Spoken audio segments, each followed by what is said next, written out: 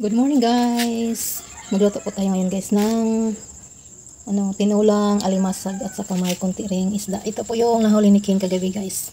Lutay na naman pa gabi. Nagpunta po sila ng dagat. Ito po yung mga nahuli niya. Nagluto lang po siya kagabi ng konti. Ito lulutuin natin. Itutulan natin yung yung mga alimasag at saka yung lagyan din natin ng konting sabaw. Konting isda para masarap po ang kaniyang sabaw. Magluluto na po tayo. Ilagay na po natin guys yung ating alimasag. Makakalibre na naman po tayo ng ulam. Salamat Lord sa mga blessings. Umian na natin yung ating isda guys.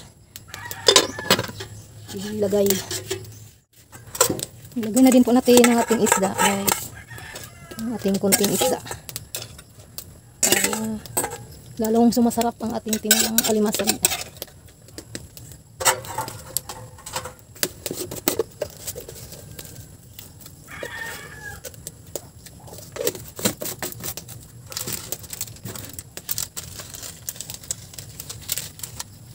Kuluin na natin.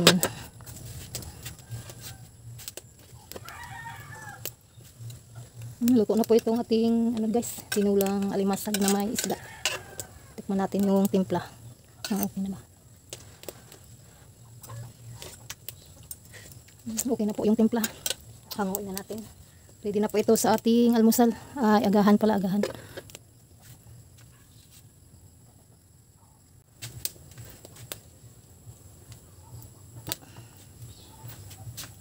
Few inches later. Ito na po guys, natapos na po yan.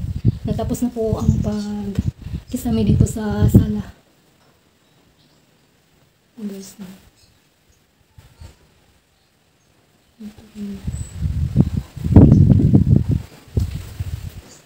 At makasimula na siguro sila sa kwarto guys.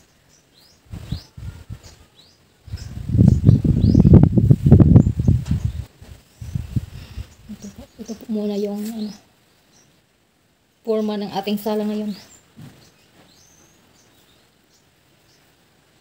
Thank you so much po, Mami T, at sa buong pamilya niyo po. Thank you so much po. Walang katapusang pasasalamat namin po sa inyo, ma'am. Thank you so much po. At sa buong pamilya niyo, thank you po. Si Lord na pong bahala na sa inyo, ma'am, magbigay ng more blessings pa po. Dahil po mapagbigay po kayo na tao. Again po, thank you so much.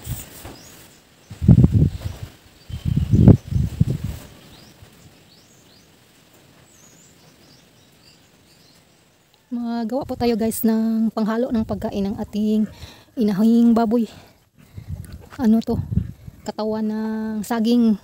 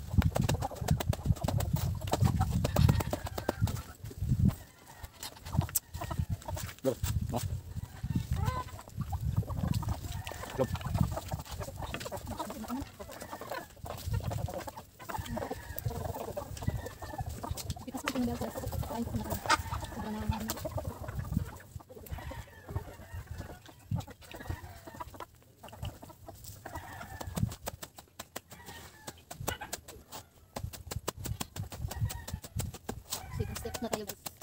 Kailangan natin yung katarong.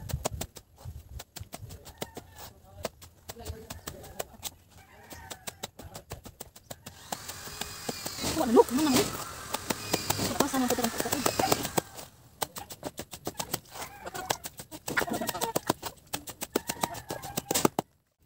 Tapos na po tayo nagawa ng panghalo ng pagkain ng ating baboy. Lagyan na natin ito sa balde.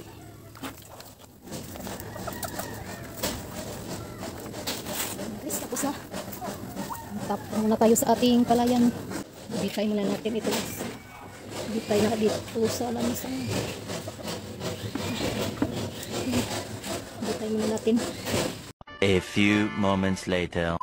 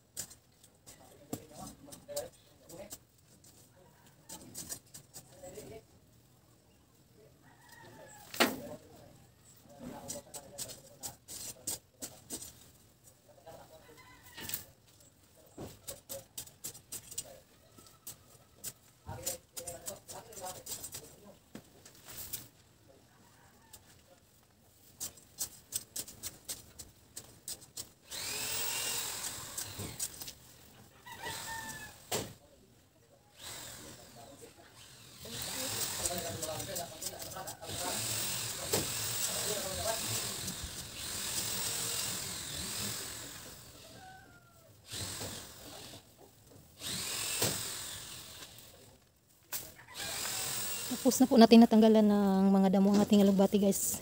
Ayan. Makahinga ng ating alugbati. Wala nang mga damo.